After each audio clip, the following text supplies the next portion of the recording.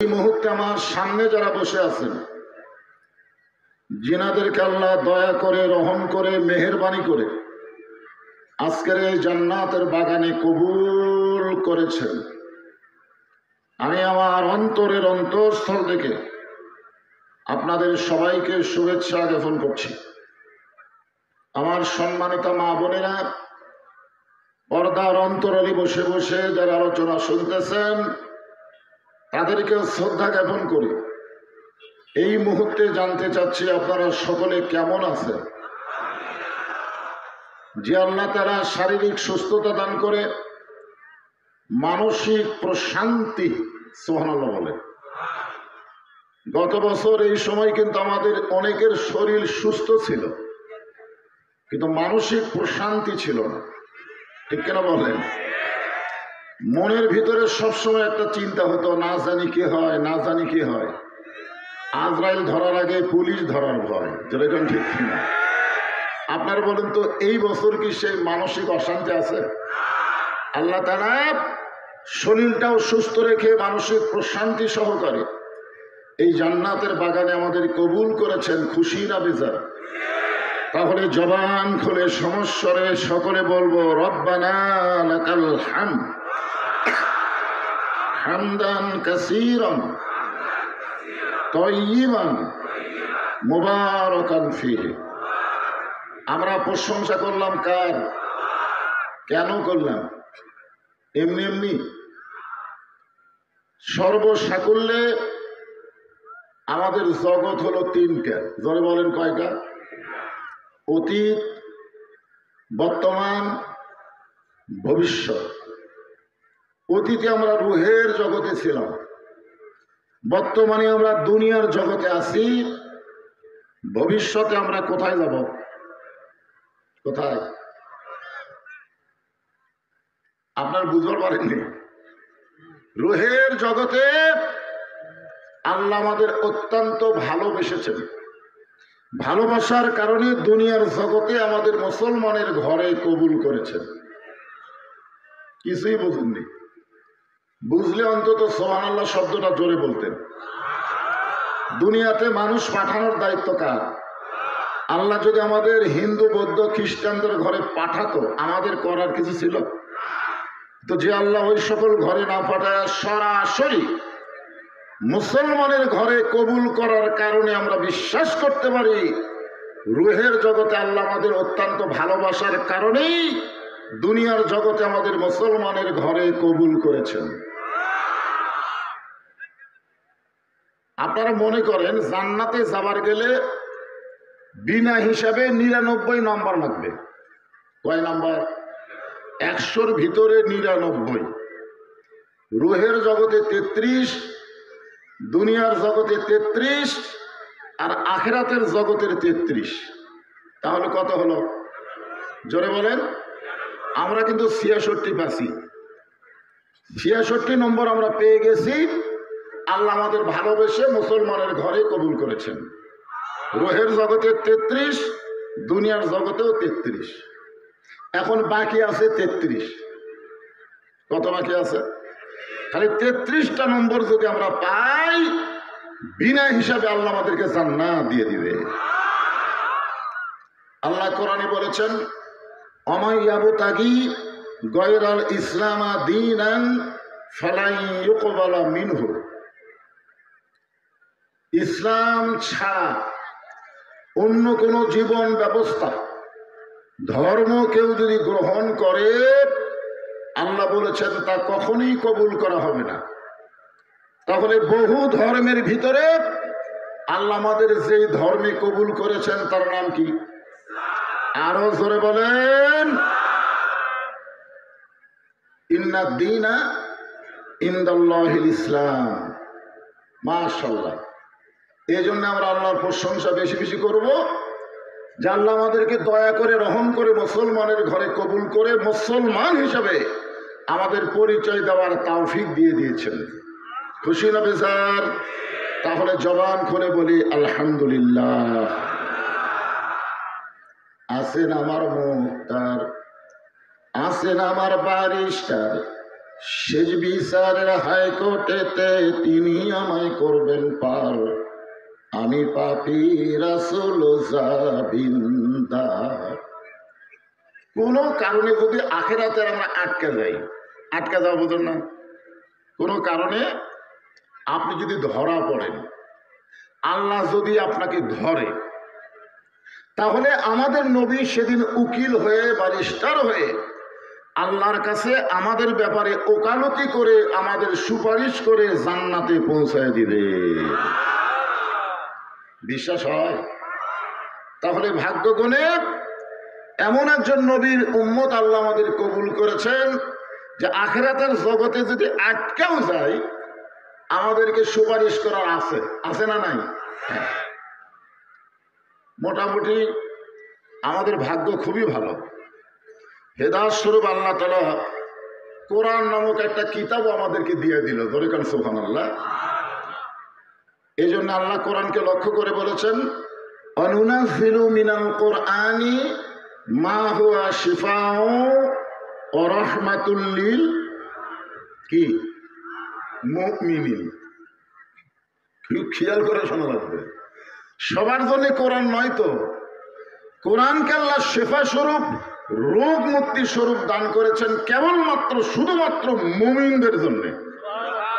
কোরআনের প্রথমে আল্লাহ বলেছেন হুদাল্লিল মুত্তাকিন। ধরে কারণ হুদাল্লিল, তাহলে কি বুঝলেন? পাইকারি হারে সবাই কোরআন থেকে হেদায়েত পাবে না। কোরআনের ওয়াজ শুনবে ঠিকই, কিন্তু কোরআনকে গ্রহণ করবে না। কোরআন শোনার দিক দিয়ে 1 নম্বর ছিল আবু জেহেল। আবু জেহেলের চাইতে ভালো কোরআন কেউ শোনেনি। আপনারা তো বসে থাকা শুনতেছেন, আর আবু জেহেল সারা রাত দাঁড়িয়ে দাঁড়িয়ে নবীর কোরআন তেলাওয়াত শুনছে। সকালবেলা গিয়ে মিটিংয়ের মধ্যে বলেছে, এত সুন্দর কোরআনের বাণী, রাতটা কোন দিক দিয়ে গেল আমি বুঝবারই পারিনি। সুবহানাল্লাহ কবেন না? আবু জেহেলকে কোরআনের বিরুদ্ধে কইছে, এক কথা কোন বিরুদ্ধে কইছে যে এত সুন্দর কোরআনের বাণী, রাতটা কোন দিক দিয়ে গেল আমি বুঝবারই পারিনি। আবু সুফিয়ান বলে, নেতা, যেই কোরআন শুনতে রাত কোন দিক দিয়ে যায় বোঝা যায় না, সেই কোরআনকে যদি গ্রহণ করা হয়, গ্রহণ করা মানে কোরআনকে যদি আঁকড়ে ধরা হয়, তাহলে অসুবিধা কি? শুনতেই যদি এত মজা, তাহলে গ্রহণ করার মধ্যে মজা কম না বেশি? ধরে বলেন। আবু জেহেল বলতেছে, আবু সুফিয়ান, এই কোরআনকে যদি শোনার মধ্যে রাখো তাহলে তোমার আমার নেতৃত্ব চলবে, আর কোরআনকে যদি গ্রহণ করা হয় তাহলে তোমার আমার ভুয়া নেতৃত্ব চলবে না। কারণ কোরআন আসল নেতা দিবে, ভুয়া নেতার খাওয়া শেষ হবে। ধরে কোন কথা ঠিক? আমাদের বাংলাদেশে আবু জেহেলের মতন মানুষ আছে না নাই? যারা কোরআনকে শুনবে কিন্তু বাস্তব জীবনে কোরআনকে গ্রহণ করবে না। আমি এখানে পোস্টালে দেখলাম যে গোরস্থানের পাশে একটা গোরস্থান আছে। জোরেখান কি আছে? গোরস্থান মাদ্রাসা। ইনারা নিয়ত করেছে যে গোরস্থানের পাশে মাদ্রাসা হলে মাদ্রাসায় বাচ্চারা কোরআন শরীফ তেলাওয়াত করে দোয়া করবে, আর গোরস্থানে যারা শুয়ে আছে তারা জান্নাতে যাবে। সুবহানাল্লাহ পরে কোন সব জায়গায় সুবহানাল্লাহ কয় না তো। কি মনে করতেছেন? যে লোকটা সারা জীবন কোরআনের বিরুদ্ধচারণ করে মারা গেল, ওর জন্য কোরআন খতম দিয়ে আপনি জান্নাতে থুয়ে আসবেন, এইরকম ভুয়া কথা আপনাকে কে শোনালো? কোরআনকে গ্রহণ করা লাগবে, তারপরে কোরআন থেকে আল্লাহ তাআলা হেদায়েত দিবে। ধরে কোন কথা ঠিক? হ্যাঁ। আপনি যদি হেদায়েত কোরআন থেকে না পান, মরার পরে কোরআন তেলাওয়াত দিয়ে আপনি জান্নাতে যাবেন? তাহলে আল্লাহ কেন বললেন ইয়া আইয়ুহাল্লাযীনা আমানুত্তাকুল্লাহা হাক্কা তুকাতিহি ওয়া লা তামুতুন্না ইল্লা ওয়া আনতুম মুসলিমুন। কি আল্লাহ কি বলতেছেন? মুসলমান না হয়ে মরিও না। তাহলে মুসলমান হয়ে যদি মারা যায় তখন কোরআন তেলাওয়াত করে সওয়াব যদি কেউ বকশা দেয় তাহলে সওয়াব পাওয়া যেতে পারে। আর যদি বেঈমান হয়ে মরে, ওর জন্য দোয়া করে কাম হবে? এই কথা বলেন, কোনো কাজ হবে? কোনো কাজ হবে না। এজন্য গোরস্থান মাদ্রাসার দিকে খেয়াল করে আমাদের বগুড়া জেলায় কোনো মানুষ যখন মারা যায়, মরার খবর শুনে সকলে পড়ে ইন্না লিল্লাহি ওয়া ইন্না ইলাইহি রাজিউন। আপনাদের টাঙ্গাইলের খবর কি? একই খবর, মানে মরার খবর শুনে আপনারা পড়েন, ঠিক না? আসলে আয়াত কিন্তু মরার খবর শোনার পরে পড়ার আয়াত না। এখানে আল্লাহ তাআলা স্পষ্ট করে বলেছেন ইজা আসাবাতুহুম মুসিবা, তোমাদের উপরে বিপদ আপদ মুসিবত যখন আসবে, কলু, তখন তোমরা বলবে ইন্না লিল্লাহি ওয়া ইন্না ইলাইহি রাজিউন। কোন বনের পাখি তুমি আইলারে কোন বনে, আবার কোন বনেতে যাইতে হবে পড়ছে নাকি মনে। আমরা কোথায় ছিলাম, কোথায় আসলাম, আবার কোথায় যাব, মনে পড়ে? কথা বলেন, মনে পড়ে? যতই 6 তলা 7 তলা 10 তলা 20 তলা বাড়ি বানান, এই দুনিয়াতে থাকা যাবে না, যাওয়াই লাগবে। ধরে কোন কথা ঠিক কিনা? আপনারা কারা কারা যাবেন না এরকম নিয়ত করে আছেন যে আমরা যাব না হুজুর, যে সুন্দর বাড়ি ঘর তৈরি করছি এগুলা থুই আমরা যাব না, এরকম নিয়ত কারো আছে না? যাওয়া লাগবে, যেরকম যাওয়া লাগবে। কি নিয়ে? কবরে যাওয়ার পরে আপনাকে 3টা প্রশ্ন করবে, আপনারা জানেন না? 3টা প্রশ্ন। কি প্রশ্ন? প্রথম প্রশ্ন হলো মান রব্বুকা, তোমার রবকে। দ্বিতীয় প্রশ্ন হলো আমার দিনুকা, তোমার জীবন ব্যবস্থা কি। দিন মানে ধর্ম না, তোমার জীবন ব্যবস্থা কি ছিল। তৃতীয় প্রশ্ন হলো আমার নাবিউকা, তোমার নেতাকে। এই 3টা প্রশ্নই কিন্তু রাজনৈতিক প্রশ্ন, অথচ আমরা মনে করি সহজ উত্তর। মান রব্বুকা বলবো আল্লাহ, দিনুকা ইসলাম, নবিউকা মোহাম্মদ রাসূলুল্লাহ। নামাজ পড়া লাগবে না, খালি 3টা প্রশ্নের উত্তর মুখস্থ করে গেলেই হবে, নাকি কোন? আপনার তাই ভাবতেছেন না? এজন্য ইন্না লিল্লাহি ওয়া ইন্না ইলাইহি রাজিউন এই আয়াতের দিকে আপনারা একটু মনোযোগ দিয়ে আমার আলোচনাটা শুনবেন। মরা যখন লাগবেই, ঠিক কিনা বলেন? মরা লাগবে না?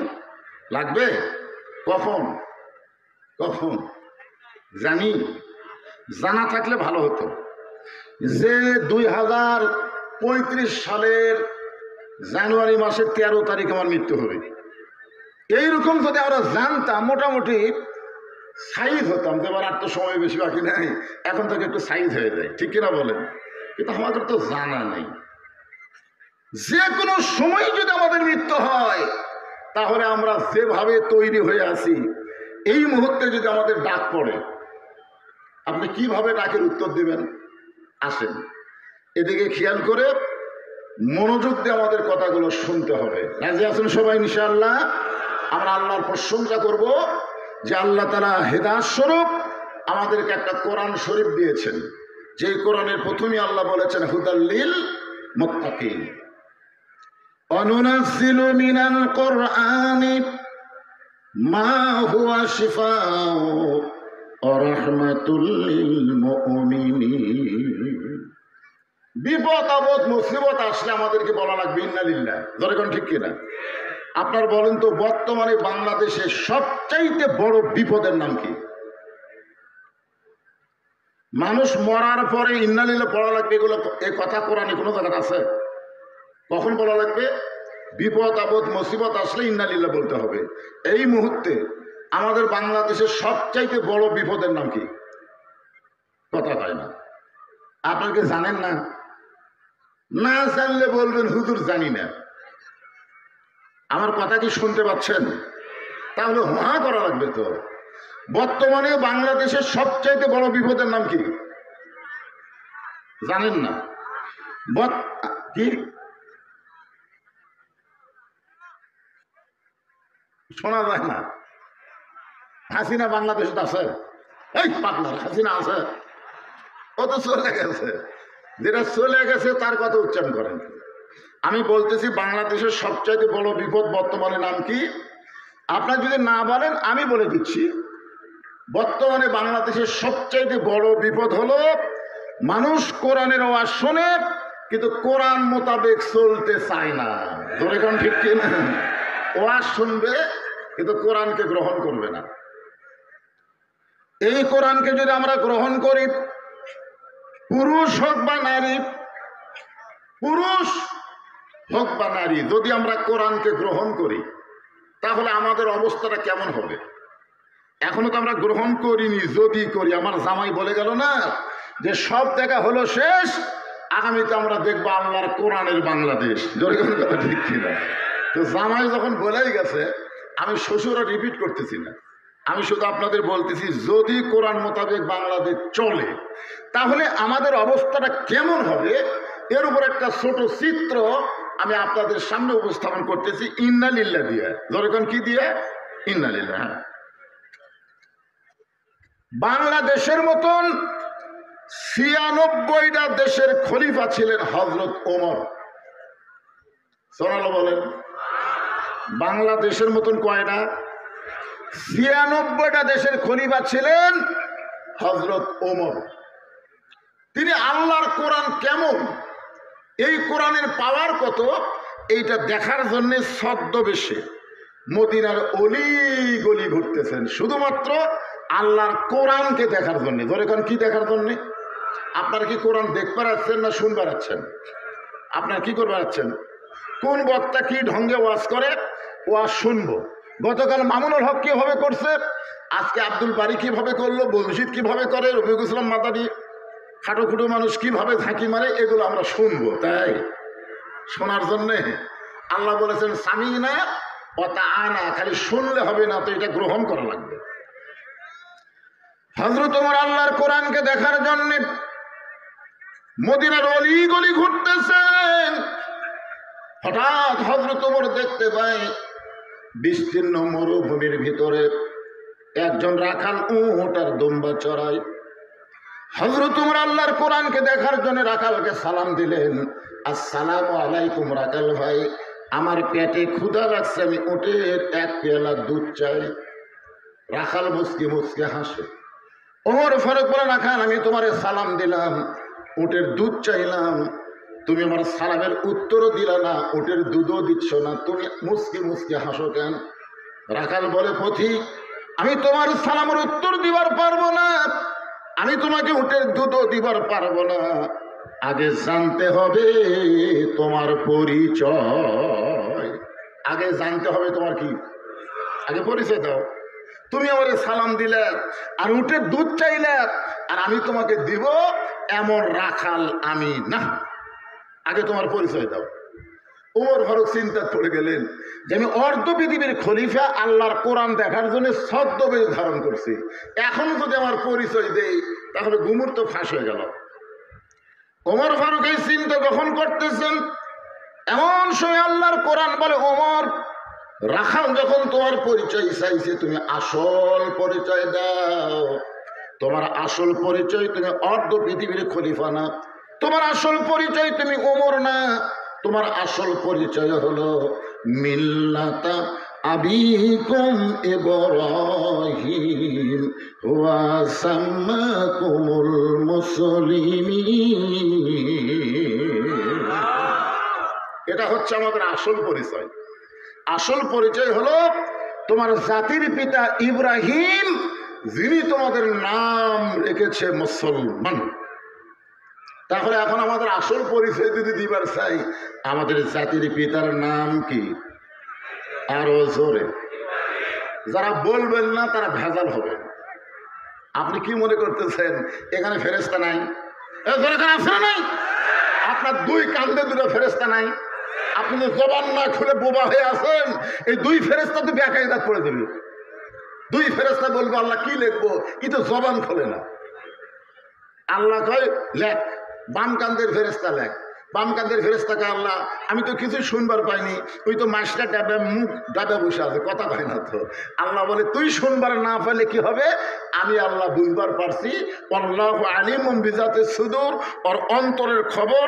বাম কান্দে লেখ বোবা শয়তান। ধরে কান কি শয়তান? হক কথা বলার সময় যারা জবান খোলে না, এরাই হলো বোবা শয়তান। জোরে কান কথা ঠিক। আমাদের জাতির পিতার নাম কি? এটা কি আমার বাপের কথা না কোরআনের কথা? তাহলে কোরআনের কথার সাথে আপনারা একমত না দেব? তাহলে গলা ছাড়াতে বলবেন, আমাদের জাতির পিতার নাম কি? আরো জোরে। মাশাআল্লাহ। হুয়া সাম্মাকুমুল মুসলিমিন, যিনি তোমাদের নাম রেখেছে মুসলমান। ওমর ফারুক বললেন, রাখাল আমার পরিচয় যখন শুনতে চাও, আমি হইলাম একজন মুসলমান।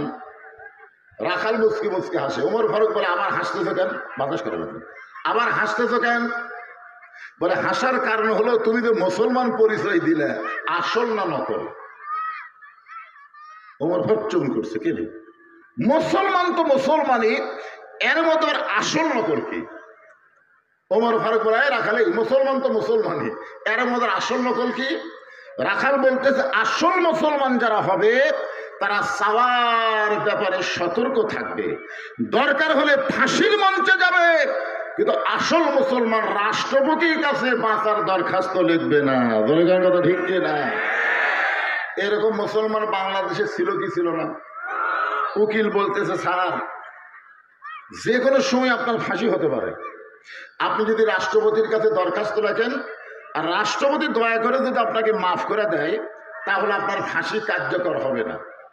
আসামি মুচকি মুচকি দরখাস্ত লিখতে বলতেছ, এইরকম 3 জন রাষ্ট্রপতিকে আমি ক্ষমতার থাকা অবস্থায় মরা দেখছি। কয়টা?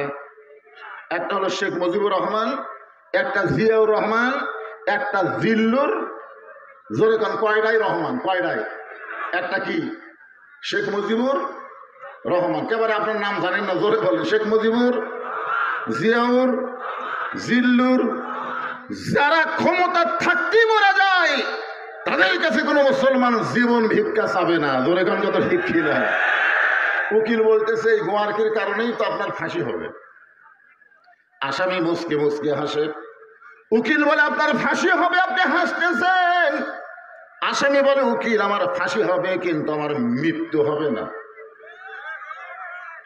উকিল চমকে বলে, ফাঁসি হবে, মৃত্যু হবে না, এইটা আবার কার কথা? ওয়ালা তাকুলু লিমান ইউকতালু ফি সাবিলিল্লাহি আমওয়াতুন বাল আহইয়াউ ওয়ালাকিন লা তাশউরুন। তুমি যদি আসল মুসলমান হও, তুমি দুধ চাইছো কার কাছে? সঙ্গে সঙ্গে হযরত ওমরের চোখ দিয়ে দর দর করে পানি পড়তেছে। আল্লাহ তোমার কোরআন দিয়ে যখন রাষ্ট্র চলবে, ওমর যদি ভুল করে, একটা রাখাল পর্যন্ত সেই ভুল ধরতে পারবে। আপনার বলেন তো, বাংলাদেশে মসজিদের ভিতরে আল্লাহর আইন চালু আছে না নাই? জোরে কেন আছে না নাই? আছে। ইমাম সাহেব যদি আসরের 2 রাকাতেও বসে, আবার 3 রাকাতেও বসে, এমন সময় অটো ভ্যান চালক আল্লাহু আকবার লোকমা দেয়। ইমাম সাহেব মনে মনে কয়, তুই যতই লোকমা দে, 41 সালের আগে আমি উঠব না। এই মনে করে যদি ইমাম বসাই থাকে, আপনারা বলেন তো, মুসল্লি ইমামের পক্ষে হবে না ভ্যানালার পক্ষে হবে? কেন হবে? কারণ মসজিদ তোর বাপের না যে তুই ইচ্ছা মতো নামাজ পড়াবি। নবীর তরিকা মোতাবেক যদি নামাজ পড়াও, তোমাকে ইমাম মানব, যদি না পড়াও লোকমা দিব। লোকমা গ্রহণ না করলে তোমাকে নেতা পরিবর্তন করে নতুন আর একটা নেতা আমরা নিয়োগ দিব। এখন কথা ঠিক? আপনারা মসজিদের মধ্যে নেতাকে যে হারে সাইজ করেন, সমাজের মধ্যে যদি একই নিয়ম থাকতো, মসজিদ যেমন সুন্দর, বাহিরের বাংলাদেশটাও তেমন সুন্দর হয়ে যেত। ধরে ঘর কথা ঠিক। ওমর ফারুক চোখের পানি বের করে বলে, রাখাল ভাই, সাওয়ার ব্যাপারে আমার ভুল হয়ে গেছে। রাখাল বলতে যে, ভুলটা যখন স্বীকার করলা, তাহলে আল্লাহ তোমাকে তওবা করার সুযোগ দিয়েছে। ভুল যদি স্বীকার করা হয়, তওবা করার সুযোগ আছে না নাই? যে বাংলাদেশে মেম্বার থেকে প্রধানমন্ত্রী সমস্ত নেতা নেত্রী পলে গেল, সেই দলে এখনো যারা আছে, তারা অবশ্যই মনে মনে চিন্তা করতেছে, এই দল আর করবো না, এই দল করা আমাকে ভুল হয়ে গেছে। কথা ঠিক কিনা? এখন বলেন তো, ওরা যদি ভুল করে তওবা করে, আল্লাহর দলে ফেরত আসে, আল্লাহকে তাদের তাড়ায় দিবে? এখন তাড়ায় দিবে? আমার বড় ভাই আওয়ামী লীগ করতো, কিন্তু হাসিনা পলানোর পরে আমাকে বলতেছে এই দল আর করবো না। আমি বললাম কেন ভাই? বলে 300টা এমপির একটা এমপিও নাই, প্রধানমন্ত্রী থেকে শুরু করে এই দলের সবাই পলে গেছে, এই দল আর করবো না রে, বিপদে তারা পলে যায়, সেই দল করা যায় নাই। আর বড় ভাই তওবা করলো, তওবা করে দল পরিবর্তন করলো। তাহলে তওবা করার সুযোগ আছে না নাই? রাখাল বলে প্রতীক, ভুলটা যখন স্বীকার করলা তাহলে আল্লাহ তোমাকে তওবা করার সুযোগ দিয়েছে। ওমর ফারুক বলে রাখাল তাহলে আমি তওবা করতেছি। রাখাল বলে তুমি মূর্খ মানুষ, তুমি তওবা কেমনে করবা? বরং আমি তওবা করাই, তুমি আমার সঙ্গে তওবা পড়ো। ওমর ফারুক বলে রাখাল আমার মধ্যে মূর্খামির কি দেখলে? রাখাল বলতেছে চাওয়ার ব্যাপারে যারা সতর্ক হয় না তারা দুনিয়ার সবচাইতে বড় মূর্খ। আমাদের বগুড়া থেকে আটরশি যাচ্ছে, ধরে কারণ কোথায় যাচ্ছে? আটরশি যাচ্ছে সব গাড়ি করে। যাওয়ার সময় তারা গজল গাচ্ছে আর বলতেছে আমার দয়াল বাবার দরবারেতে কেউ ফিরে না খালি হাতে। আপনার বলেন তো এরা শিক্ষিত না মূর্খ? আরো জোরে বলেন। আল্লাহ বাদ দিয়ে যারা বাবার কাছে চায় এরা কোনোদিন শিক্ষিত হতে পারে না, এরা হলো ভণ্ড মূর্খ। জোরে করে কথা ঠিক কিনা? আল্লাহ বাদ দিয়ে তুমি রাখালের কাছে দুধ চাইছো, তুমি কত বড় মূর্খ তুমি জানো? আমি তওবা করাই, তুমি আমার সঙ্গে তওবা পড়ো। ওমর ফারুকের চোখ দিয়ে দর দর করে পানি পড়তেছে। পানি পড়ার কারণ হলো দুনিয়াতে যখন কোরআন চালু থাকবে উমর যদি ভুল করে একটা রাখাল পর্যন্ত তাকে তওবা পড়ানোর সাহস পাবে। বলেন এবার রাখাল হযরত ওমরকে তওবা পড়াচ্ছেন। আস্তাগফিরুল্লাহ পড়েন, রব্বি মিন কুল্লি যামবিন ওয়া তুবু ইলাইহি। এখন আপনারা ভাবতেছেন হুজুর আমরা তওবা পড়বো কেন? আমরা কেন তওবা পড়বো? আমরা কি ভুল করছি? আপনার বলেন তো আপনাদের মধ্যে কি কিছু লোক এখানে নাই যারা মাগরিবের নামাজও পড়েনি, এশার নামাজও পড়েনি, ওয়াজ শুনতেছে? এরকম কিছু লোক আছে না নাই? যারা আমরা নামাজ পড়েছি, যেভাবে নামাজ পড়া দরকার আমরা সেইভাবে পড়বার পারছি, তাহলে আমাদের সকলেরই তো তওবা করার দরকার আছে না নাই? এই জন্য সবাই জবান খোলে আল্লাহর কাছে তওবা করতে কোনো শরম নাই। নবীও তওবা করছেন, আর তাইব হাবিবুল্লাহ তওবাকারী আল্লাহর দোস্ত। জোরে করে সুবহানাল্লাহ। তাহলে সবাই পড়েন আস্তাগফিরুল্লাহ রব্বি মিন কুল্লি যামবিন ওয়া তুবু ইলাইহি লা হাওলা ওয়ালা কুওয়াতা ইল্লা বিল্লাহিল আলিয়্যিল আযীম।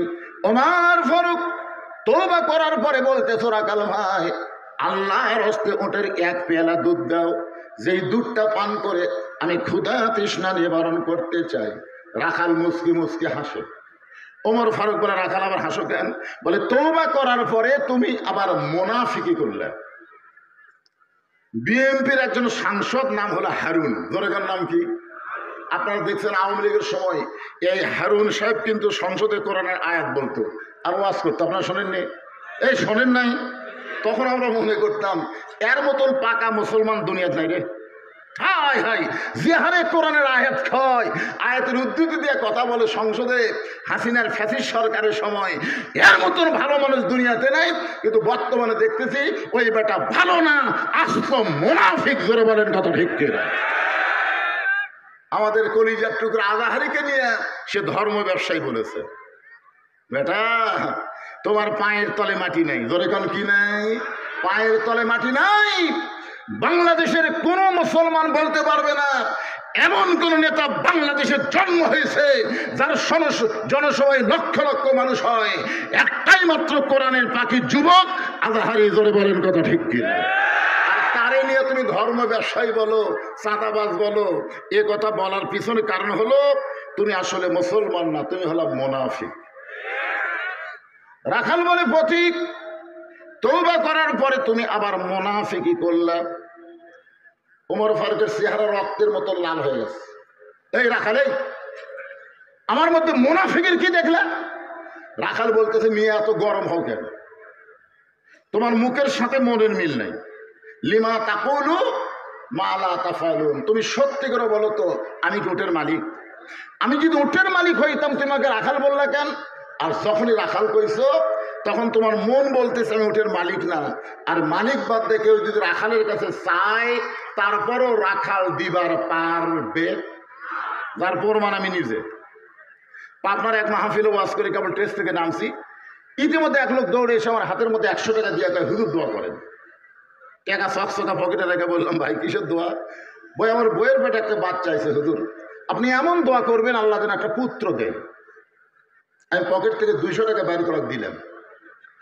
বলে হুজুর আমি তো টাকা চাইনি, দোয়া চাইছি। আমি বললাম পাগল তুই আমার চিনিস? আমি নিজেই 3টা মেয়ের বাপরে, আজ পর্যন্ত আল্লাহ আমাকে একটা ছেলে দেয়নি। আমার দোয়া দিয়ে যদি ছেলে হয় তাহলে আমার বইয়ের আগে হতো। প্রথম মেয়ে হওয়ার পরে দ্বিতীয়বার যখন কনসেপ্ট হল আমার বউ, তখন আমি বারবার দোয়া করছি আল্লাহ একটা মেয়ে তো দিছে, এবার একটা ছেলে দাও। আল্লাহ আবার একটা মেয়ে দিল। আমি ছেলের লোভে আবার চান্স নিলাম, পরে দোয়া করলাম আবার একটা মেয়ে হলো। তাহলে আমার দোয়া দিয়ে আমার বইয়ের পেটের সন্তান যদি পুত্র না হয় তোর বইটা হবে? তখন বলে হুজুর আমি তো আর জানি না। তাহলে আপনি টাকা আপনি দেন, আমার দেন। পরে যে 100 টাকা দিতে মারতেছে দৌড়া। বলে কোথায় যাবে? বলে ওই হুজুরের কাছে যাবো যার বেটা চাওয়ার আছে। আমি বললাম কোনো হুজুরের কাছে না, কোনো বাবার কাছে না, কোনো মাদার না। বাবার যদি চাও তাহলে মালিক আল্লাহর কাছে চাও। রাখাল বলে পথিক সত্যি যদি আল্লাহর হস্তে উটের 1 পেলা দুধ চাও তাহলে এখান থেকে 10 মাইল দূরে হলো মালিকের বাড়ি। ওই মালিকের বাড়ির দরজা দিয়ে বলো মালিক তোমার রাখাল উট আর দুম্বা চড়ায়, তুমি যদি হুকুম দাও তাহলে রাখাল আল্লাহর হস্তে উটের 1 পেলা দুধ দিবে। ওমর ফারুক বলে রাখাল ভাই কষ্ট করে অত দূর মালিকের বাড়ি যাওয়ার দরকার নাই, বরং তোমাকে 2টা টাকা দিলাম, এই 2টা টাকার বিনিময়ে তুমি উটের 1 পেলা দুধ দাও। রাখাল মুসকি মুসকি হাসে। ওমর ফারুক বলে হাসো কেন? বলে হাসার কারণ হলো তুমি হযরত উমরকে চেনো। এই তুমি হযরত উমরকে চেনো? যে উমর আল্লাহর আইন দিয়ে রাষ্ট্র চালায়, সেই উমরের গুপ্ত বাহিনী যদি দূর থেকে দেখতে পারবাই তুমি আমার 2 টাকা ঘুষ দিছ আর মালিক বাদ্দা তোমাকে উঠে 1 পেলা দুধ দিছি, তাহলে তোমাকেও ধরবে আমাকেও ধরবে। এই বয়সে তুমি ধরা পড়বার চাও? ওমর ফারুক বলে রাখাল ভাই তাহলে চলো পাহাড়ের গুহার মধ্যে যাই, ওই গুহার মধ্যে গিয়ে গোপনে তোমার 2টা টাকা দিব, তুমি গোপনে উঠে 1 পেলা দুধ দিবা। উমরের গুপ্ত বাহিনীও দেখতে পাবে না, তোমার মালিকও জানতে পারবে না। রাখাল চিল্লে বলে তুমি ভণ্ড, তুমি ভণ্ড, তুমি ভণ্ড। উমর ফারুক বলে রাখাল আমার মধ্যে ভণ্ডামের কি দেখলাম? রাখাল বলে পথিক ওই গুহার মধ্যে দেওয়া নেওয়া করলে উমরের গুপ্ত বাহিনী দেখতে পাবে না, আমার মালিক জানতে পারবে না, কিন্তু রাখালের আল্লাহ দেখতে পায়। লিল্লাহে তাকবীর। সঙ্গে সঙ্গে হযরত ওমর মারছে দৌড়। এক দৌড়ে পাহাড়ের পাদদেশে গিয়া 2 রাকাত নামাজ পড়ে আল্লাহকে বলতেছে আল্লাহ তোমার কোরআন এত সুন্দর, তোমার কোরআন যখন দুনিয়াতে চালু থাকবে তখন প্রত্যেকটা মুমিন বিশ্বাস করবে কেউ না দেখলো আমার আল্লাহ দেখতেছে। ধরে কোন কথা ঠিক কিনা? আজকে যুবকদের হাতে যতই মোবাইল থাক, কোরআনের আইন চালু হলে এই যুবকেরা কোনোদিন অশ্লীল ভিডিও দেখবে না, তাদের বিশ্বাস হবে কেউ না দেখলো আল্লাহ দেখতেছে, 2 কান্দের ফেরেশতারা লিখতেছে। ধরে কোন কথা ঠিক কিনা? কেউ না দেখলো আল্লাহ দেখে। এই বিশ্বাস বাংলাদেশের মুসলমানের থাকলে এত টাকা লুট হতো না, এত দুর্নীতি হতো না, দিনের ভোর রাতে হতো না। জোরে কোন কথা ঠিক কিনা? কারণ এরা দরজা জানলা বন্ধ করার সময় সিল মারছে আর কেউ দেখেনি রে। এখনই আসরের নামাজ পড়ে জমির ধান দেব করে গেছে, যা দেখে উপর জমির পানি চলমল করতেছে, নিচে জমির পানি নেই, নিচে জমিটা অফ জমি। হায় হায় উপরে এত পানি, নিচে আমার জমির পানি নাই। ওই তখন চারিদিকে তাকাছে পাবে, কেউ নেই। আপনারা বলেন তো ইমানদার চারিদিকে তাকাবে না উপর দিকে তাকাবে? কথা বল না কেন, কোন দিকে তাকাবে? কে দেখতেছে? আর বেঈমানেরা কেউ নেই, আস্তে করে বসে বিসমিল্লাহ কয়ে আইল কাটছে।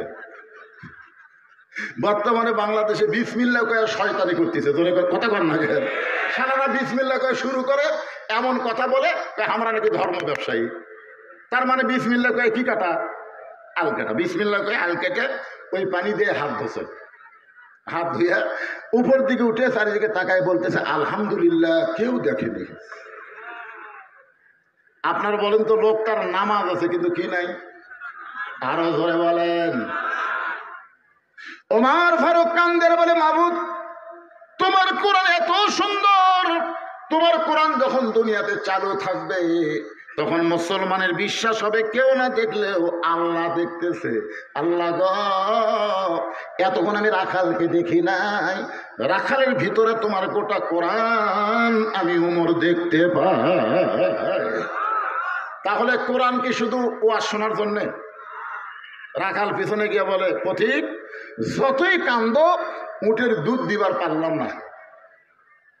ওমর ফারুক বলে, রাখাল ভাই উটের দুধের আমার কোনো দরকার নেই, তুমি না দেখে আল্লাহকে কলিজার মধ্যে জায়গা দিয়ে তুমি যে আল্লাহর কোরআন অনুযায়ী চলতেছো, এর বিনিময়ে তোমার চাহিদা কি? আপনারা বলেন তো, মামুনুল হকের একটা চাহিদা আছে না নাই? অনেকে মনে করছে জেল খাটে আসে ভাষণ নরম হবে, মনে করছিল না যে জেলের মধ্যে গেছে ডান্ডা বেড়ি পড়াছে, খালি বার হলে আর গরম থাকবি না। আপনারা বলেন তো, জেল থেকে বার হয়ে নরম বেশি না গরম বেশি? আপনারা বলেন তো চাহিদা কি? আমির হামদার চাহিদা কি? আল্লামা সাইদি হুজুরের চাহিদা কি? বলেন একটা চাহিদা মুসলমানের আছে না নাই? ওমর ফারুক বলেন, রাখাল না দেখে আল্লাহকে কলিজার মধ্যে জায়গা দিয়ে আল্লাহর কোরআন অনুযায়ী তুমি চলতেছ, তোমার দুনিয়াতে ভালো চাকরি হয়নি, ভালো বাড়ি নাই, ভালো খাওয়া দাওয়া নাই, এরপরও আল্লাহর কোরআন তুমি মানতেছ, এর বিনিময়ে তোমার চাহিদা কি? রাখাল চোখের পানি বের করে বলে, পথিক আমার চাহিদার কথা যদি শুনতে চাও তাহলে শোনো, আমার সঙ্গে সকলে পড়েন রব্বানা, পড়েন রব্বানা আতিনা ফিদ দুনিয়া হাসানাতাও ওয়া ফিল আখিরাতি হাসানা ওয়া কিনা আযাবান্নার। ওমর ফারুক বলে, রাখাল আমি তোমার চাহিদার কথা শুনতে চাইলাম আর তুমি কোরআনের আয়াত শোনালে। রাখাল বলে, পথিক তুমি আসলে মূর্খ। কাকে বলতেছে? ওমর ফারুককে বলতে, তুমি আসলে মূর্খ। আরে পাগলা, এই আয়াতের মধ্যে আমার দুটা চাহিদার কথা আছে, একটা হলো আতিনা ফিদ দুনিয়া হাসানা আর একটা ফিল আখিরাতি হাসানা। দুনিয়ার সৌন্দর্য হলো মহামানব হযরত উমরকে আমি এক নজর দেখতে চাই, যে উমর আল্লাহর কোরআন দিয়ে রাষ্ট্র চালায়, সেই উমরকে যদি খালি একটা বার দেখতে পাইতাম আমার দুনিয়ার চাহিদা আল্লাহ পুরা করত। আমার 2 নম্বর চাহিদা হলো, আমি রাখাল যখন মরে যাব অধম রাখালকে আল্লাহ যেন জান্নাত দেয়। রাখালের চাহিদা কয়টা? দুনিয়ার চাহিদা কি? জোরে কন। হ্যাঁ, উমর দেখা মানে আপনারা উমরই বুঝতেছেন, উমর দেখা মানে ভালো নেতা দেখা, যেই নেতারা কোরআন দিয়ে বাংলাদেশ চালাবে। জোরে কোন কথা ঠিক কিনা? এমন ভালো নেতা দেখার দরকার আছে না নাই? আপনারা কি দেখবার চান? খালি দেখলে হবে না ভাইজান। রাখাল বলতেছে 1 নম্বর চাহিদা হলো মহামানব হযরত উমরকে আমি এক নজর দেখতে চাই। এই কারণেই দেখতে চাইছি, উমর আল্লাহর কোরআন দিয়ে রাষ্ট্র চালানোর কারণে আমার মতন রাখাল না দেখা আল্লাহকে কলিজার মধ্যে জায়গা দিবার পারছি। সেই হযরত উমরকে যদি একটা বার দেখতে পাইতাম আমার দুনিয়ার জীবন সার্থক হয়ে যেত। আমার 2 নম্বর চাহিদা হলো, আমি রাখাল যখন মরে যাব অধম রাখালকে আল্লাহ যেন জান্নাত দেয়। ওমর ফারুক দৌড়ে এসে রাখালের হাতটা ঠপ করে ধরে 3 বার চুমা খাচ্ছে। রাখাল বলে, পাগল নাকি, আমার ঘামা হাতে চুমা খেলা। ওমর ফারুক বলে, রাখাল ভাই তোমার 2 নম্বর চাহিদা আল্লাহ পুরা করছে, মরার সাথে সাথেই আল্লাহ তোমার জন্য 8টা জান্নাতের দরজা খুলে দিবেন। আপনারা সুবহানাল্লাহ বলতেছেন কিন্তু রাখাল সুবহানাল্লাহ কয় না। ওমর ফারুক বলে, রাখাল মরার সঙ্গে সঙ্গে আল্লাহ তোমাকে 8টা জান্নাত দিবে। রাখাল সুবহানাল্লাহ কয় না। এই রাখাল, মরার সাথে সাথে আল্লাহ তোমাকে 8টা জান্নাতের দরজা খুলে দিবে, সুবহানাল্লাহ কয় না কেন? রাখাল মুচকে মুচকে হাসার বলে, মরার পরে জান্নাত দিবে, এই বাকি কথা ভালোই বলতেছ। কিন্তু হযরত উমরকে আমি এক নজর দেখতে পাবো এই নগদ কথা বলতে তোমার কোন জায়গায় বাঁচে। একটা হলো বাকি, একটা হলো নগদ। আমরা বাকি খাতা পরে বাংলাদেশের নগদে একটা ভালো আমির, ভালো নেতা বাংলার মুসলমান দেখবার চাই। জোরে কোন কথা ঠিক কিনা? বাংলাদেশ যদি ভালো না হয়, দুনিয়া যদি ভালো না হয়, তার আখেরাত কোনোদিনও ভালো হতে পারে না। জোরে কোন কথা ঠিক কিনা? আরে মিয়া, মরে গেলে জান্নাত পাবো, সে কথা ভালোই কও, কিন্তু হযরত উমরকে আমি দেখতে পাবো এই নগদ কথা বলতে তোমার কোন জায়গায় বাজে। ওমর ফারুক চিন্তাত পড়ে গেলেন, যে রাখাল আমাকে তওবা পড়াছে, জোরে কোন কি পড়াছে? যে রাখাল আমাকে মুনাফিক কইছে, যে রাখাল আমাকে ভণ্ড কইছে, এখন যদি বলি আমি ওমর, বলাও সারা, হার্ট ফেল করে মরাও সারা। উমর যদি রাস্তা দেওয়া যায়, শয়তান কয়দিন যেতে ভয় পায়? জোরে বলেন। রাখাল উমর কি পড়াছে? তওবা পড়াছে, মুনাফিক কছে, ভণ্ড কছে। এখন যদি ভাই তুমি যে উমরক দেখবার চাও সেই উমর আমি রে, যেই বলবে আমি, রাখা একবারই শেষ। উমর ফারুক চিন্তায় পড়ে গেলেন, আমি যে উমর এইটা রাখালকে কেমনে বলবো? এমন সময় আল্লাহর কোরআন বলতেছে, উদউ ইলা সাবিলি রাব্বিকা বিল হিকমাহ। জোরে কোন সুবহানাল্লাহ। বর্তমানে হিকমত নিয়ে আমাদের কথা বলা লাগতেছে। আমরা যখনই বলবো সব দেখা হলো শেষ, আগামীতে দেখবো কোরআনের বাংলাদেশ, তখন একজন বিএনপি নেতা বলতেছে, হুজুর তার হামাকের খবর কি? এই জন্য ডাইরেক্ট কোনো কথা না বলে একটু হিকমতের সাথে মারা লাগবে। তোর এখন কথা ঠিক কিনা ভাই? শহীদ জিয়ার বাংলাদেশ, তিতুমিরের বাংলাদেশ, শরীয়তুল্লাহর বাংলাদেশ, রহম করো আল্লাহ। ধরে কোন রহম করো আল্লাহ। আপনারা বলেন তো, বাংলাদেশে কেউ কোনোদিন বলেছেন যে শহীদ শেখ মুজিবুর রহমান? কারো মুখে শুনছেন? আর শহীদ জিয়া সবাই বলে। শেখ মুজিবুরের মাজার নাই, কিন্তু জিয়ার মাজার আছে। জোরে কোন কথা ঠিক কিনা? যারাই শহীদ জিয়ার মাজারে যায়, আমি যতবার গেছি ততবারই জিয়ারত করছি। মনের মধ্যে একটা আলাদা চাহিদা আসে, কারণ সর্বময় ক্ষমতার অধিকারী আল্লাহ বিসমিল্লাহ বলে সংবিধান শুরু। এখানে প্রমাণ করে দিল যে ইসলাম সাধারণ কোনো ধর্ম না, ইসলাম হলো মুসলমানের জন্য একটা জীবন ব্যবস্থা। ধরে কোন কথা ঠিক করে কথা বলে। ওমর ফারুক বললেন, রাখা সত্যিই যদি ওমরকে দেখতে চাও, তাহলে তোমাকে ফজরের নামাজ সামনে কাতারে আদায় করা লাগবে।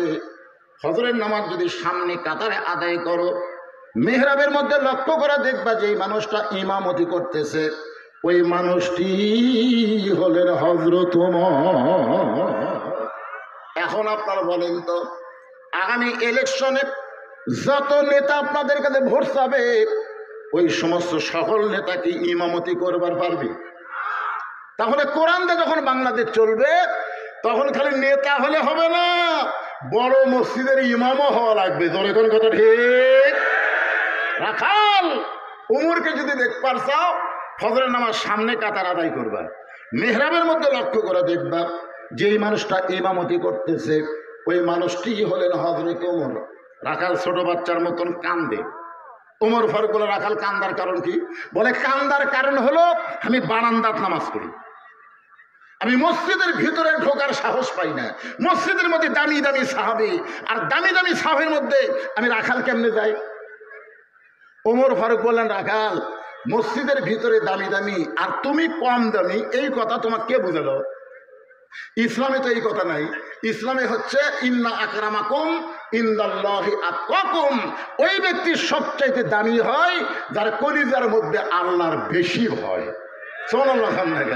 আমি সিয়ারত বসে ওয়াজ করতেছি আর আপনার মাটির বসে ওয়াজ শুনতেছেন, আমি দামি আপনারা কম দামি, এটা কিন্তু ইসলাম নয়। হতে পারে আমার মতন বক্তাকে আল্লাহ জাহান্নাম দিবে, আপনাদের মতন শ্রোতাদেরকে তাকওয়া থাকার কারণে আল্লাহ জান্নাত দিয়ে দিবে। ধরে কোন কথা ঠিক কিনা? এরই নাম হলো ইসলাম। বাজান, ইন্না আকরামাকুম ইনদাল্লাহি আতকাকুম। তুমি বারান্দায় নামাজ পড়ো, তুমি কম দামি, আর মসজিদের ভিতরে নামাজ পড়ে বেশি দামি। এই উল্টা বস্তু পরে কে শিখালো? বরং উমরকে যদি দেখবার চাও, তাহলে ফজরের নামাজ সামনে কাতার আদায় করা লাগবে। রাখাল এবার মুসকি মুসকি হাসে। ওমর ফারুক বলে হাসার কারণ? বলে আজকে এশার নামাজ পড়ে আর আমি বাড়ি যাচ্ছি না। ওমর ফারুক বললেন কেন ভাই? বলে এশার নামাজ পড়ে বাড়িতে গেলে ফজর সামনে কাতারে পাওয়া যাবে। ওমর ফারুক বললেন রাখাল তোমার কাছে আমি জানতে চাচ্ছি 5 ওয়াক্ত নামাজ কয় ওয়াক্ত? 3 ওয়াক্ত তাড়াতাড়ি, আসর কিছুক্ষণ পরে, মাগরিব কিছুক্ষণ পরে এশা। আসর মাগরিব এশা তাড়াতাড়ি, কিন্তু 2 ওয়াক্ত লম্বা কেন? এশা থেকে ফজর, ফজর থেকে জোহর, এই 2টা সময় লম্বা কেন? রাখাল বলতেছে আমি তো জানি না ভাই। কিছুক্ষণ আগে হযরত ওমর কি কইছে? মূর্খ দরকার কি কইছে? রাখাল বলতেছে আমি তো জানি না। ওমর ফারুক বললেন তাহলে শোনো, ফজর থেকে জোহর আল্লাহ লম্বা সময় দিল। এই লম্বা সময়ের মধ্যে তুমি চাকরি বাকরি করবা, খেতে খামারে কাজ কাম করবা, ব্যবসা বাণিজ্য করবা। এই সকল কাজ কাম করতে গিয়ে তোমার দেহের যে ক্ষয় হবে, এশা থেকে ফজর আল্লাহ লম্বা সময় দিল। এই লম্বা সময়ের মধ্যে তুমি ঘুম পারলে, ঘুমের কারণে ওই ক্ষয়টা আল্লাহ পুরা করে দিবে।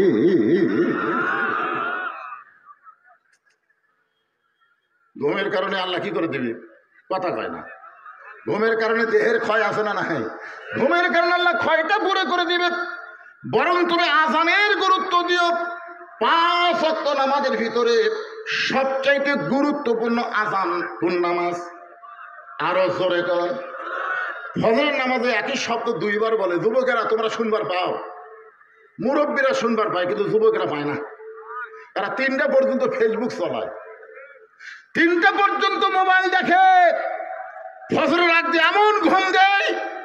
কোনো কারণে যদি আজান কানের মধ্যে আসে, এরা কম্বল তুলে মাথার মধ্যে, কম্বল যখন মাথার মধ্যে যে পাও বার হচ্ছে, পাও টানে বুকের কাছে রাখছে।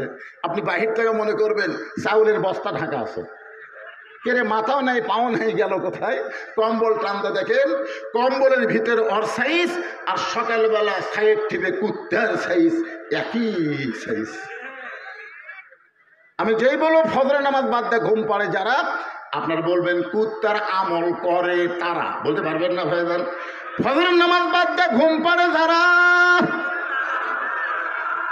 অনেক যুবকরা বলতেছে না, মনে করতে আমি তো সেই রে, আমি আমার কেমনে বলবো? শোনেন, 5 ওয়াক্ত নামাজের মধ্যে ফজরের আযান সবচাইতে গুরুত্বপূর্ণ। এই আযানের মধ্যে একই শব্দ 2 বার বেশি বলা হয়। সেই শব্দটা হলো আসসালাতু খায়রুম মিনান নাওম। এতদিন রাখাল নামাজ পড়তো বারান্দায়, কিন্তু আজকে নামাজ পড়বে কোন জায়গায়? এই কথা কন না, কোন জায়গায়? আপনারা বলেন তো, বারান্দায় নামাজ পড়া আর সামনে কাতারে নামাজ পড়া দুইটাই সমান? বারান্দায় যারা নামাজ পড়ে তারা আকামতের গুরুত্ব দেয়, আর যারা সামনে কাতারে নামাজ পড়বে তারা আযানের গুরুত্ব দেয়। এতদিন রাখাল নামাজ পড়েছে কোন জায়গায়? বারান্দায়। জোরে বলেন কোন জায়গায়?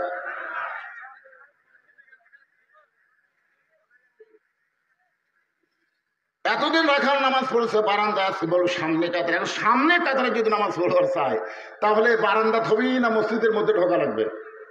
কথা কয় না? মসজিদের মধ্যে ঢুকতে গেলে কোন পায়ে? জোরে বলে কোন দোয়া? আল্লাহুম্মা আফতাহলি আবওয়াব রাহমাতিক। রাখাল ডান পায়ে দোয়াটা পড়ে মসজিদের মধ্যে ঢুকে সামনে কাতারে যাবার চায়। প্রত্যেকটা সাহাবী নড়ে সরে রাখালকে সামনে যাও রাস্তা করে দেয়। রাখাল মনে মনে কয়, আল্লাহ, বারান্দার থেকে ভাবলাম কি, আজকে ভিতরে ঢুকে দেখতেছি কি। বারান্দার থেকে কি ভাবছিলাম যে মসজিদের মধ্যে দামি দামি সাহাবী, কিন্তু আজকে ভিতরে ঢুকে দেখতেছি আমিও যা এরাও তাই। আপনারা বলেন তো, মসজিদের মধ্যে ঢুকে কি আপনারা দেখছেন যে আওয়ামী লীগ সামনে কাতার, বিএনপি দ্বিতীয় কাতার, জাতীয় পার্টি তৃতীয় কাতার, জামাত ইসলাম চতুর্থ কাতার? এগুলা কি দেখছেন? বরং আমি নিজের চোখে দেখছি 3 জন মুসল্লি, একটা হলো আওয়ামী লীগ, একটা বিএনপি আর একটা জামাত। 3 জন মুসল্লি, হুজুর নাই। কে নাই? হুজুর নাই। তখন চিন্তা করতে গিয়ে টাইম পার হয়ে গেল, রে হুজুর তো নাই, এখন সামনে কে যায়? তো জামাত ইসলাম আফসোস করে বলতে, ভাই তুমি আওয়ামী লীগ স্বাধীনতার স্থপতি, তুমি সামনে যাও। তখন বলতে, ভাই রে, আমি মাঝে মধ্যে ভিতরে ঢুকি ভাই, কিন্তু সামনে পাই না রে। তো বিএমপি ভাই তুমি যাও, কেন না পাগলা, বেশি পারলে আকামত দেবো, কিন্তু সামনে যাওয়ার ক্ষমতা আমার নাই। তাহলে এখন সামনে কে যাবি? আওয়ামী লীগ বলে তুই যা, তুই যা। জোর করে আওয়ামী লীগ বিএনপি জামাত ইসলামকে সামনে দিয়ে আকামত শুরু করছে। ফেরেশতা বলে আল্লাহ, বাইরে 14 দল 20 দল আর ভিতরে 3 জনে এক কথা। আল্লাহ বলে যেদিন মুসলমান ভিতরে ঢুকবে, ইসলামকে গ্রহণ করে, সেদিন মুসলমানের মধ্যে কোনো দলাদলি থাকবে না, সব মুসলমান এক কাতার হয়ে যাবে। জোরে কোন কথা ঠিক কি না? দুনিয়ার মুসলমান, আরো জোরে, দুনিয়ার মুসলমান লিল্লাহি তাকবীর। রাখাল যাইতে যাইতে সামনে কাতারে ফজরের 2 রাকাত সুন্নত নামাজ পড়ে রাখাল চুপটি করে বসে আছে, মেহরাবের দিকে বারবার তাকায় দেখতেছে, খালি আজকে জীবনের আমার আশা পূর্ণ হবি রে। এমন সময় একজন সাহাবী মসজিদের মধ্যে ঢুইকা দেখে জায়গা নাই। ওই সাহাবীর নাম হলো ওসমান গনি। জোরে বলেন নাম কি? ওসমান গনি মনে মনে কয় আমার জায়গা তোটা কে বসে আছে রে? আপনারা বলেন তো, ইমামের জায়গা ছাড়া আর কারো জায়গা থাকে? তাহলে ইমাম যদি উমর হয়, তাহলে ওসমানের জায়গা আবার কেমনে হলো যে আমার জায়গা কে বসে আছে? এইটা আল্লাহ রাসূল বলেছেন, আমি যখন ইমামতি করব, আমি বরাবর যিনি পিছনে দাঁড়াবে তার নাম হলো আবু বকর। আবু বকর যখন ইমাম হবে, আবু বকর বরাবর যিনি পিছনে দাঁড়াবে তার নাম হলো উমর। উমর যখন ইমাম হবে, উমর বরাবর পিছনে দাঁড়াবে তার নাম ওসমান। ওসমান যখন ইমাম হবে, ওসমান বরাবর পিছনে দাঁড়াবে তার নাম হলো আলী। আলী যখন ইমাম হবে, আলী বরাবর, এই কথা বলে নবী আর নাম কয় না। সাহাবারা বললেন হুজুর আলী যখন ইমামতি করবে, আলী বরাবরকে। রাসূল বললেন মা ইয়ানতিকু আনিল হাওয়া ইন হুয়া ইল্লা ওয়াহয়ুহা। আমি রাসূল ততক্ষণ বলতে পারি না যতক্ষণ আল্লাহ না বলায়। ওই আলী পর্যন্তই হলো খোলাফায়ে রাশেদিন। তাহলে উমর যখন ইমামতি করবে, উমর বরাবর পিছনে কে দাঁড়াবে? কথা হয় না, কিন্তু আয়েশা থেকে জায়গা দখল। নবীর যত সাহাবী ছিল সবচাইতে বেশি সরল এবং নরম ছিল ওসমান গনি। আবু বকর নরম ছিল, কিন্তু ওসমান গনির মতন এত সরম ছিল না। আর ওসমান গনির সরমও বেশি, নরমও বেশি। রাখালের কাছে এসে দেখে ফাঁকা জায়গা, এই ফাঁকা জায়গার মধ্যে 2 রাকাত সুন্নত পড়ে চুপটি করে বসে রাখালের দিকে 3 বার তাকাছে। কয়বার? কোনোদিনও দেখেনি, আজকে প্রথম তো দেখতেছে। 3 বার তাকাতে রাখাল, এই মিয়া বারবার আমার দিকে তাকাও মিয়া। আপনি বলেন তো, মূর্খ লোকের দিকে যদি বারবার তাকান, ওই রাগ করবে না? রাখাল কি মূর্খ মানুষ? ওসমান গনি লাভ দুটো বলতেছে, ভাইরান কোনোদিন তোমাকে দেখি নাই, আজকে প্রথম দেখতেছি, আর তুমি এত রাগ করলে, তোমার পরিচয় কি? বলে আমার পরিচয় হলাম একজন রাখাল। ওসমান গনি মুচকে মুচকে হাসতেছে, কারণ রাখাল যারা হবে তাদের ভাষা নরম হলে হবে না, রাখালের ভাষা গরম হওয়া লাগবে। আল্লাহ রাসূল বলেছেন প্রত্যেকটা অভিভাবককে আল্লাহ রাখালের দায়িত্ব দিয়ে দুনিয়াতে প্রেরণ করছে। আপনার অধীনস্থ কারা আছে একটু খেয়াল করেন। আমার মা বোনের আজকে পর্দার অন্তরালে বসে আছে, আমাকে বলা হয়েছিল হুজুর আপনি একটু মা বোনদের ওয়াজ করবেন। এই মুহূর্তে মা বোনদের ওয়াজ চলে আসতেছে। আপনার অধীনে আপনার বউ আছে না নাই? এই কতক্ষণ আছে না নাই? আমি বগুড়া থেকে টাঙ্গাইলে ওয়াজ করে আপনার বউকে পর্দার মধ্যে ঢুকাবার পারবো, এইটা কখনোই সম্ভব না। বরং আপনি স্বামী হয়ে আপনার বউকে পর্দার মধ্যে ঢুকাতে হবে। জোরে কোন কথা, ঠিক কথা বলেন। আমার ওয়াজ দিয়ে আপনার বউ পর্দা করবে? ওয়াজ দিয়ে হবে না ভাই, আইন দিয়ে হবে। আইন আইন আমাদের বাংলাদেশে নামাজ কায়েমের আইন পাশ করা লাগবে, পর্দা কায়েমের আইন পাশ করা লাগবে, চুরি বন্ধ করার আইন পাশ করা লাগবে। সমস্ত আইন আল্লাহর কোরআনে আছে না নাই? জোরে করে আছে না নাই? আমার মা বোনদের জন্য বলি, মা বেশি আমল করা লাগবে না, নামাজ পড়েন, এই রমজান মাসে রোজা করেন, স্বামীর কথা মতো চলেন, খেদমত করেন, আর 4 নম্বর সতীত্বের হেফাজত পর্দা করেন। এই 4টা আমল করলে আল্লাহ 8টা জান্নাতের মালিক আপনাদের বানায় দিবে। ওসমান গনি বলে ভাইজান কোনোদিন আপনাকে সামনে কাতারে দেখি না, আজকে প্রথম দেখতেছি। আপনার পরিচয় কি? বলে আমার পরিচয় হলো আমি একজন রাখাল। আমার সারা জীবনের সাধনা আমি দেখতে চাই, এই জন্য আজকে দেখার জন্য সামনে কাতার আছি ভাই। ওসমান গনি বলে আপনার দেখা হবে। রাখাল পর আমার চোখ ভালো আছে, দেখা হবে না মানে দেখার জন্য বারান্দার থেকে সামনে কাতারাচ্ছি, তারপরে দেখা হবে না। ওসমান গনি বলে ভাইজান আমি কয়েক বছর হলে সামনে কাতারে নামাজ পড়ি, এখন পর্যন্ত দেখা হয়নি। রাখাল কয় কে রে, কয়েক বছর হলে সামনে পড়েন দেখা হয়নি, দেখে আপনার চোখ ভালো আছে, দেখে আমার দিকে তাকান তো। ওসমান গনি তাকায়, রাখাল কয় না চোখের মুনি তো ঠিকই আছে। রাখাল দেখতে আসে হযরত ওমরকে, আর ওসমান গনি দেখতে আসে নামাজের মালিক আল্লাহকে। ওসমান গনি দেখতে চায় কাকে? আরো জোরে, জোরসে বলো, আনতা আবুদুল্লাহ কান্নাকা তারাহু। তুমি যদি সঠিকভাবে ইবাদত করতে পারো, ইবাদতের মালিকের সঙ্গে তোমার মিরাজ হবে। জোরে কোন সুবহানাল্লাহ। ওসমান গনি কান্দার বলে ভাইজান কয়েক বছর হলে নামাজ পড়ে এখন পর্যন্ত দেখা পাইলাম না। রাখাল বলে তাহলে তুমি আমার হাত ধরো, আমি নিজেও দেখবো এবং তোমাকেও দেখাইয়া দেব। এমন সময় ওসমান গনি রাখালের ডান হাতটা চেপে ধরে বলতেছেন, ইয়া আইয়ুহাল্লাযীনা আমানুত্তাকুল্লাহা ওয়া কুনু মা'আস সাদিকিন। রে ইমানদার বান্দারা, আল্লাহর ভয় যদি কলিজার মধ্যে রাখতে চাও তাহলে সত্যবাদীদের তোমরা সাথী হও। সত্যবাদী বলতে কাদের বুঝতেছেন? জোরে জোরে সত্যবাদী কারা? কোরআনের হক কথা বলে যারা, সত্যবাদী হলো তারা। জোরে গান কথা ঠিক কি না? এখন আপনারা মিথ্যাবাদীর সাথে থাকবেন না সত্যবাদী? মা সাদিকিন, মা মা মানে কি সাথী হওয়া। তো ওসমান গনি রাখালের হাতটা ধরে চুপটি করে বসে আছেন, মনের মধ্যে বড় আশা, নিজের যোগ্যতাই দেখতে পাইনি, আজকে এই ভাইয়ের যোগ্যতা আমি দেখতে পাবো। কিছুক্ষণ পরে নামাজের যখন জামাতের সময় হয়েছে, এমন সময় মুয়াজ্জিন আকামত শুরু করেছে। মুয়াজ্জিন যখন আকামত শুরু করেছে, হযরত ওমর মেহরাবের মধ্যে ঢুকতেছে। ওসমান গনি রাখালের কি ধরে আছে?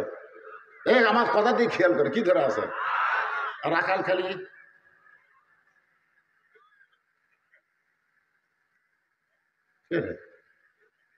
রাখাল চিন্তা করে, কে রে এই লোকটাই তো আমারই কইল, ওমরকে যদি দেখবার চাও তাহলে সামনে কাতার যাও। আমি ওমর দেখবারে সেই মালকই দেখতেছি, তার মানে এইটা তো ওসমান গনি কি ধরে আছে? হাত ধরে আছে। যেই মাত্র মুয়াজ্জিন বলেছে কতকামাতিস সালাত, কতকামাতিস সালাত, সঙ্গে সঙ্গে রাখাল আল্লাহু আকবার।